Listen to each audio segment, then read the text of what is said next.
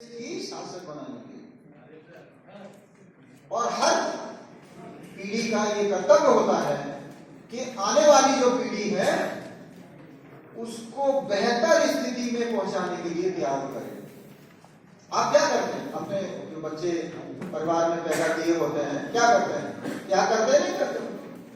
तो ये परिवार के बच्चों का जिस तरह त्याग किया, वो बच्चे मिलकर के एक समाज बना रहे, अगली पीढ़ी बना रहे।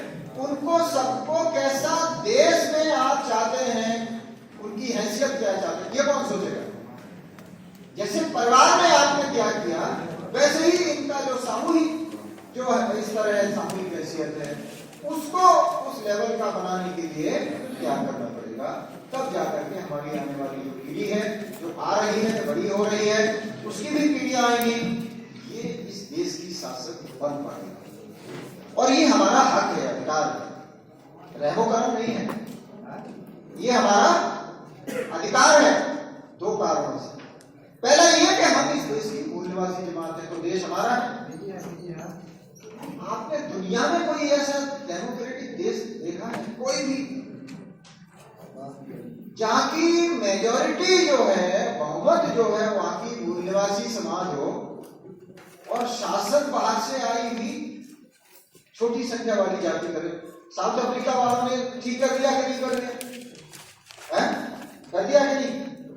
और कोई देश बचा है जहां की बहुमत मूल निवासी समाज हो, लेकिन शासन बाहर से आई हुई नस्ल की छोटी सी मुट्ठी भर जात कर रही है?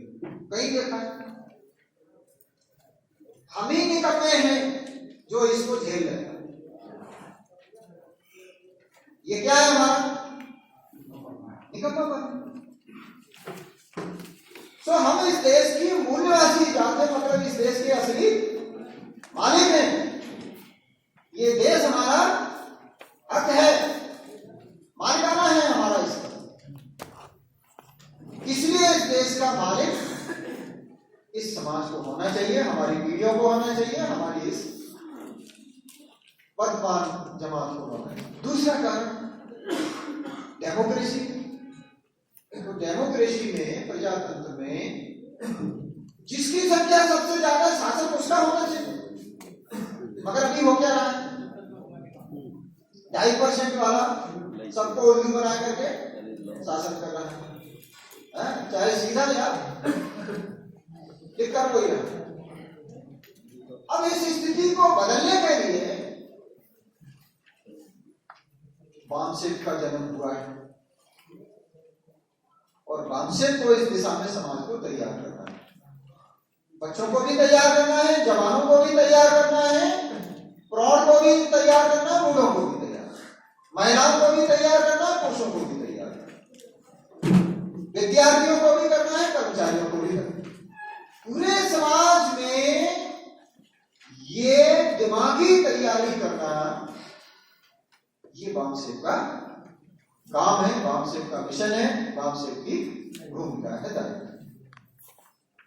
सो वामसेट में जितने लोग काम कर रहे हैं, अभी मैं बहुत कभी कभी देखता हूं, किसी को तो देख लेता हूं पे आक्रमण करने की खुजली रहती है, किसी को त्योहारों में अटैक करने की, पता नहीं क्या क्या शुरू हो जाता है। ये वामसेट का काम नहीं है। हो सकता है आपकी आस्था हो। अब इस आंदोलन में हिंदू हैं, मुसलमान हैं, बौद्ध हैं, सिख हैं, ईसाई हैं, सभी धर्मों के लोग, सभी के क्यों हैं?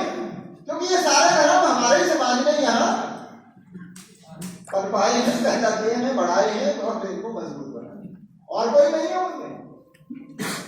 लेकिन ये बात उनको हमको समझानी है, और ये हम न समझा सके, इसलिए ये जो धार्मिक उन्माद जो पैदा किया जाता है, जो दूरी बढ़ाई जाती है मुसलमानों के बीच में, ओबीसी के बीच में, सिखों के बीच में, ओबीसी के बीच में, एससी के बीच में, इसका कारण एक ही है।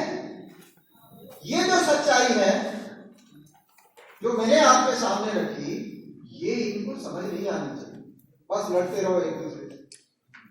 जब एक दूसरे से लड़ते रहेंगे तो किसी की सुनेंगे, जब एक दूसरे की सुनेंगे नहीं तो एक दूसरे के साथ आएंगे कैसे? इसलिए इनको ऐसा बनाते रहो कि ये एक दूसरे के साथ बैठे नहीं, एक दूसरे की सुने नहीं, एक दूसरे के साथ वैचारिक तालमेल बने। तो इसलिए ये सारा जो प्रपंच है ये सब चल रहा है। इसीलिए देश में ये आपको स्पष्ट रहना चाहिए, हमारे समाज को भी स्पष्ट रहना चाहिए कि दो ही आंदोलन। तीसरा आंदोलन अगर कोई कहता है तो या तो वो खुद बेवकूफ है या दूसरों को बेवकूफ बना रहा है। दो ही आंदोलन है। पहला आंदोलन इस देश की मूल निवासी समाज जो 6000 टुकड़ों में बांटी गई है उसका एकीकरण। इस देश की मूल निवासी जात, मूल निवासी समाज जिसको मैं बार बार बांटी गई है शब्द इस्तेमाल कर रहा हूं, बटे हुए नहीं इस्तेमाल कर रहा, क्योंकि जब ये 6000 टुकड़े बने तब हमारी औकात, हमारे अधिकार ऐसे नहीं थे कि हम उस वक्त कुछ फैसले कर पाते किसी पोजीशन में, किसी हैसियत। तो जिन्होंने फैसले किए उन्होंने ही ये सब समाज को टुकड़ों में बांटा है। तो 6000 टुकड़ों में बांटी गई मूल निवासी समाज का एकीकरण और इनको देश का शासक समाज, शासक वर्ग बनाना, एक ये आंदोलन। दूसरा क्या है? इनको बांट करके, इनको लड़ा करके, इस्तेमाल करके इनको शासित रखना। तीसरा कोई आंदोलन नहीं। आप ये कम्युनिज्म, समाजवाद, ये फलाना ढिकाना, ये सब बकवास बेकार की बातें हैं, इनका कोई मतलब नहीं। और अगर ये सब प्रपंच चल रहा है तो ये सिर्फ ये दो ही आंदोलन में अगर आप विश्लेषण करेंगे तब आपको समझ में आएगा कि ये सब इसलिए चल रहा है ताकि ये इकट्ठे होकर के इस देश की शासक वर्ग नहीं बनने चाहिए। तो हमारे सामने जो आंदोलन है, हम जिस आंदोलन में लगे हुए हैं, इन 6000 टुकड़ों को इकट्ठा करके इस देश की शासक वर्ग बनाना है। इस इरादे के साथ, इस मिशन के साथ, इस सोच के साथ हम समाज को तैयार करने में लगे हुए हैं। तो समाज के साथ फिर वार्ता करते वक्त कोई झगड़ा क्यों होना चाहिए, कोई विवाद क्यों होना चाहिए? इस मुद्दे पर समाज में किसी को कोई ऐतराज होना चाहिए? फिर भी होता है हमारे साथ, साथियों के साथ, कार्यकर्ताओं के साथ क्यों होता है? क्योंकि हम इस मुद्दे के बजाय कहीं और चले जाते हैं। इस व्यापक मुद्दे से चर्चा शुरू करके फिर छोटे मुद्दों में घुस जाते हैं और फिर क्या होता है? विवाद बनता है और वो विवाद कभी कभी इतना ज्यादा बढ़ जाता है कि हम एक साथ बैठ नहीं पाते। तो इसलिए हमें ये जो आंदोलन है, दो ही आंदोलन है और दो आंदोलनों को स्पष्ट तौर पे हमें समाज को समझाना है। हमारी जो कोशिश है, जो आंदोलन है, जो मिशन है, वो इस बात के लिए है कि 6000 टुकड़ों को इकट्ठा करके इस देश का शासक बनना। अब इसमें जो एम्प्लॉइज वर्ग की भूमिका है वो त्याग करने की, सेक्रीफाइस करने की। तो वो आप त्याग कर रहे हैं समाज को तैयार करने के लिए, अपना समय दे रहे, पैसा दे रहे, दिमाग दे रहे, सब कुछ जो कुछ है हमारे पास, ये साधन जो हमारी अपनी जो मौलिक आवश्यकताएं हैं, जिनके बगैर हमारा परिवार नहीं चल सकता, बच्चों की एजुकेशन नहीं चल सकती, वो जो खर्चा है उसके बाद जो बचता है वो हम इसमें लगा रहे हैं, पैसा भी, दिमाग भी, समय। लेकिन हमारे सामने कर्मचारी के नाते समस्याएं, वो समस्याएं सुलझाने के लिए हमारे पास कोई मैकेनिज्म नहीं है, कोई व्यवस्था नहीं, कोई संगठन नहीं कि इस आंदोलन में, इस मिशन में त्याग करने वाले जो एम्प्लॉइज हैं उनकी जो समस्या उनके दफ्तर के माध्यम से, सरकार के माध्यम से या और किसी माध्यम से अगर पैदा की जाती है तो उसको, उस समस्या से अलग रखने के लिए, वो समस्या को सुलझाने के लिए हमारे पास कोई व्यवस्था नहीं है। और इसलिए होता क्या है, जब हमसे के कार्यकर्ता को कोई परेशान करता है तो दूसरे संगठन तो हाथ झाड़ लेते हैं, कहते भाई आप तो खुद एम्प्लॉइज फेडरेशन वाला। अब उनको तो पता नहीं कि ये तो खाली समाज के लिए एक वन वे ट्रैफिक है। सिर्फ त्याग करने की भावना का चरित्र है वामसेट। समाज के लिए जितना ज्यादा से ज्यादा त्याग कर सकते हो वो त्याग करने का मार्ग है, रास्ता है वामसेट। यहां वामसेट का कोई कर्मचारी अपने लिए कुछ नहीं चाहता। अगर ऐसा करता है, सोचता है, तो वो वामसेट का कैडर वो नहीं हो सकता। तो फिर वो दूसरे के सामने अपनी समस्या लेके जाता है, कर्मचारी संस्थाओं के सामने, वो भी उसकी समस्या का समाधान करता है। तो फिर क्या करना चाहिए? अब समस्या है तो उसका समाधान तो करना पड़ेगा, उसके लिए लड़ना तो पड़ेगा ही।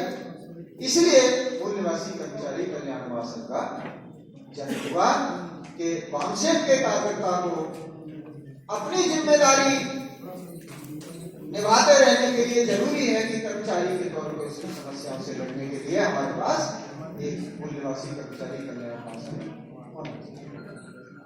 बनाया हमने।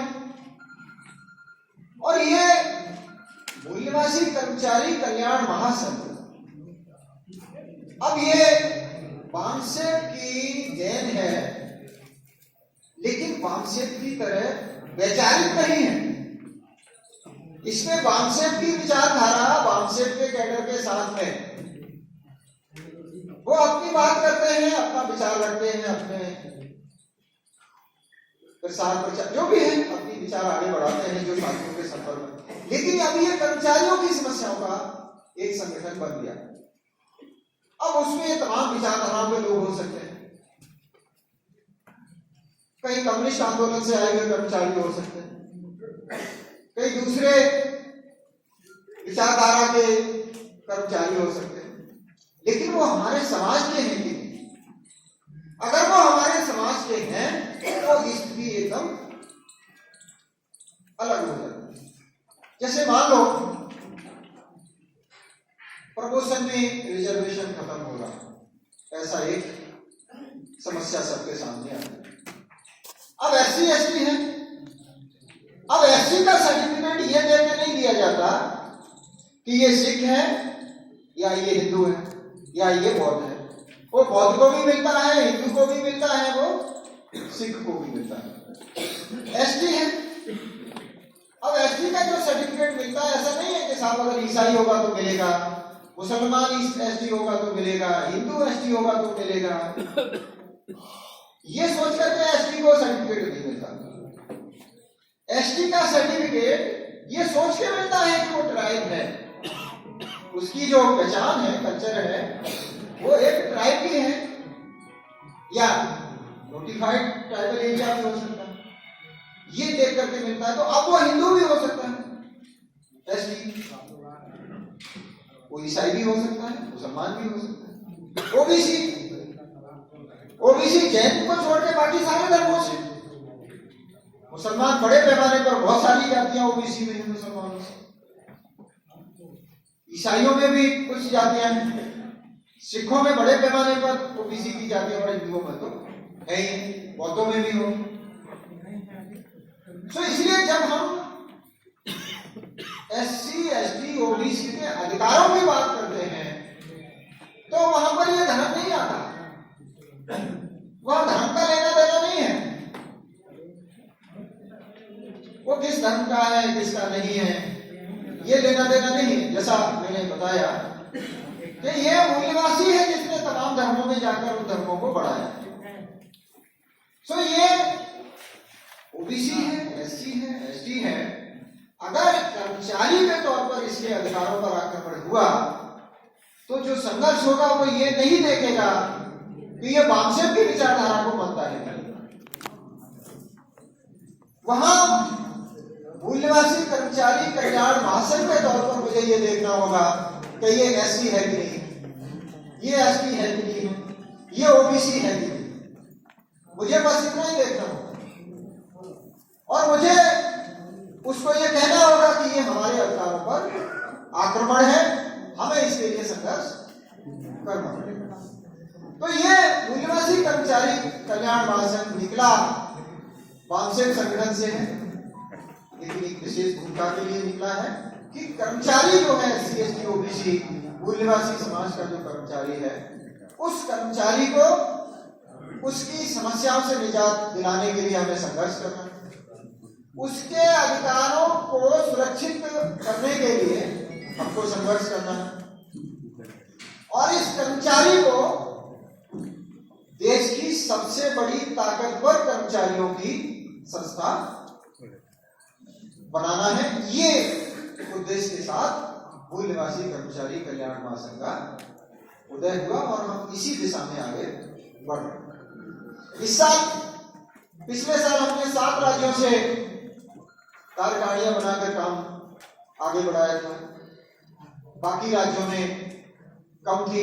इस साल हमने 22 राज्यों से मूल्यवासी कर्मचारी कल्याण महासंघ का कार्यक्रम शुरू किया और हमने जो वामसेन की आइडियोलॉजी में एक सबसे बड़ी जो समस्या खड़ी हो रही, इसको आगे बढ़ाने में वो OBC और SC ST के बीच का भाईचारा नहीं बन पा रहा है।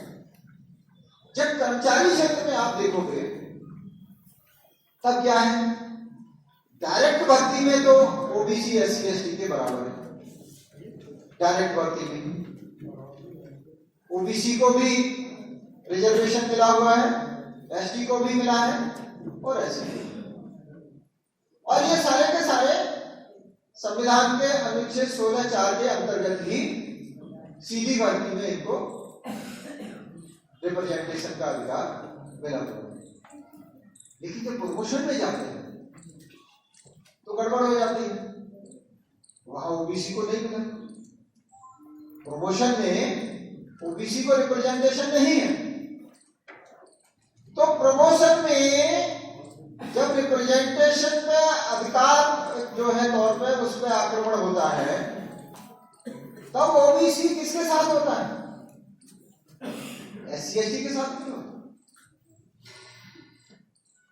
क्योंकि SC ST को प्रमोशन में रिप्रेजेंटेशन मिला हुआ है, रोस्टर बनता है प्रमोशन के लिए, SC ST का प्लेसमेंट होता है, रोस्टर में वहां रखा जाता है, ये पॉइंट इसका है। OBC का नहीं होता। OBC वहां पर क्या है, अनरिजर्व है, अनारक्षित वर्ग है, इसलिए वो किसके साथ खड़ा हो जाता है? वो जो दूसरा आंदोलन चला रहे SC ST OBC को लड़ा करके इनको शासित बनाए रखने का, फिर वहां उसके साथ खड़ा हो जाता। अब ये देखिए कि एक 4 सीढ़ी तक तो SC ST OBC एक साथ है, 5वीं सीढ़ी से OBC अलग और SC ST अलग हो जाता है। अगर कर्मचारी वर्ग में ये हालत है तो समाज में एकता कैसे होगी?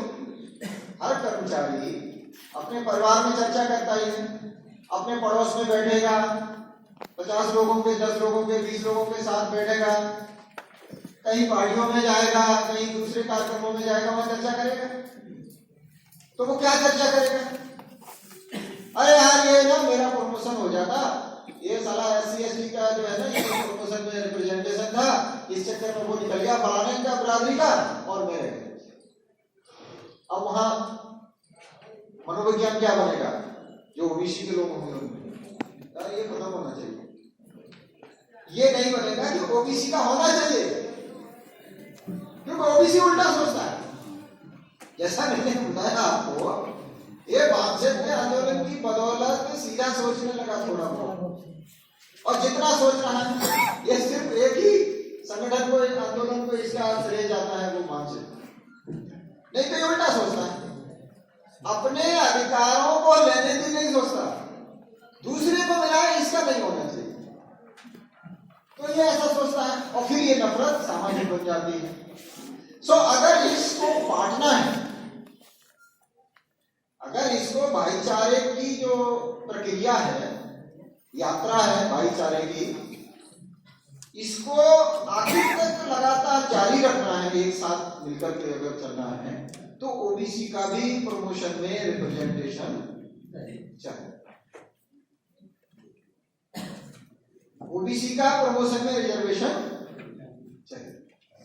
अगर ऐसा होता है तो SC ST और OBC मिलकर के दफ्तरों में एक साथ हर मुद्दे पर लड़ने के लिए एक प्लेटफॉर्म पर एक पहचान के बन जाते, फिर वो उसका सामाजिक प्रतिफल भी देखने को मिलेगा। नहीं तो लड़ते भिड़ते रहेंगे। और जो दूसरा आंदोलन चला रहा है इनको लड़ाने बढ़ाने का, वो उनको ऐसा ही बोलता है, तुम्हारा नहीं हुआ ना, तुम्हारा नहीं हुआ ना प्रमोशन, क्यों नहीं हुआ, सोचा वो देखो वो ST था ना, उसका फटाफट हो गया, उसका हुआ इसलिए तुम्हारा नहीं हुआ। वो ये नहीं बोलता कि तुम्हारा भी उसके जैसा हो, मतलब हमसे पहले तुम्हारा हो, या तुम्हें तुम्हारे बराबर का, आबादी के बराबर का तुम्हें हिस्सा मिले अफसरशाही में, इसके लिए तुमको संघर्ष करना चाहिए, ऐसा नहीं बोलता OBC। तो वो SC ST के खिलाफ OBC को कैसे नफरत में लाना है, कैसे भड़काना है उसको, वो ऐसा उसको उंगली गुट्टी खिलाता है और OBC पी लेता है। क्यों? पीढ़ी दर पीढ़ी पीता आ रहा है, तो जल्दी कैसे मना करते, आदत पड़ी है।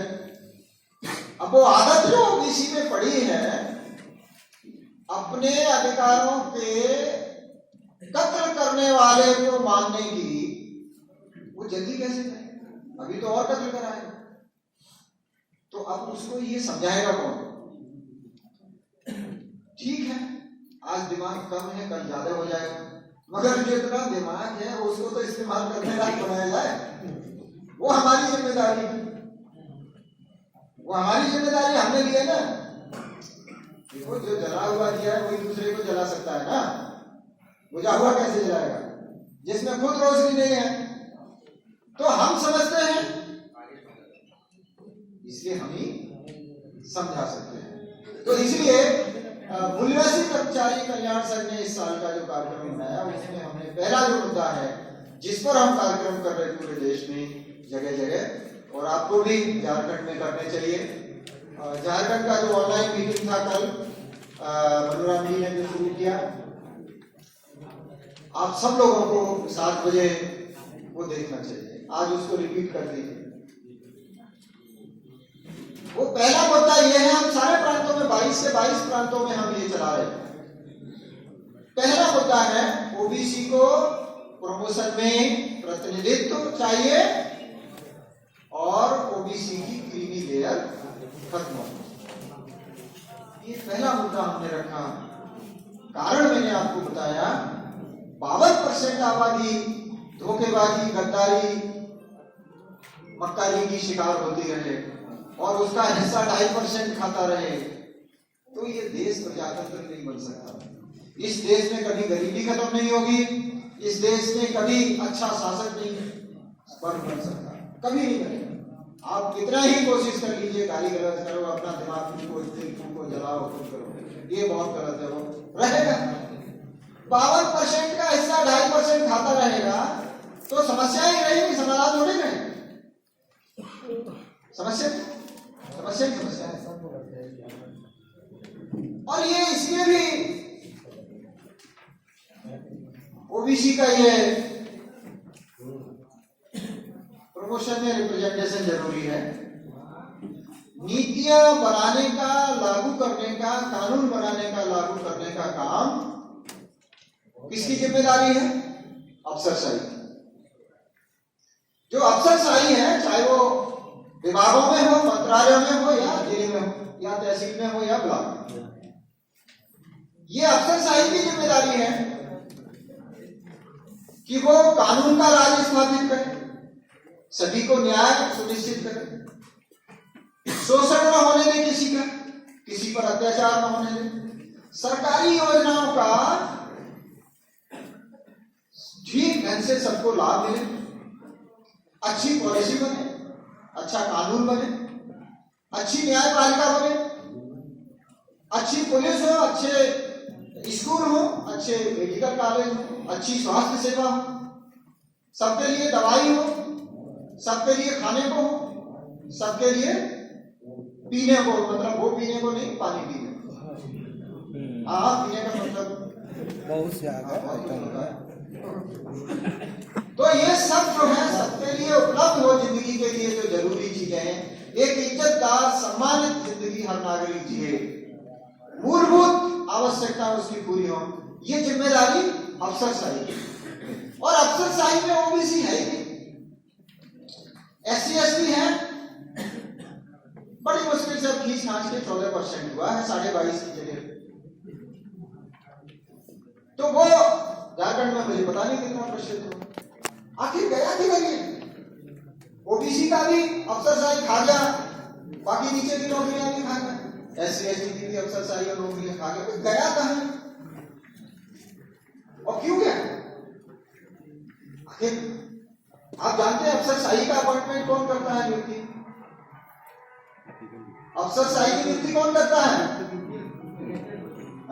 वो सिलेक्शन करता है भाई, नियुक्ति कौन करता है? PSC SSC सिलेक्शन करता है, चयन करता है। नियोक्ता कौन है? अफसरशाही का कौन है? मंत्री परिषद। राज्य का है तो मुख्यमंत्री, उसकी मंत्री परिषद।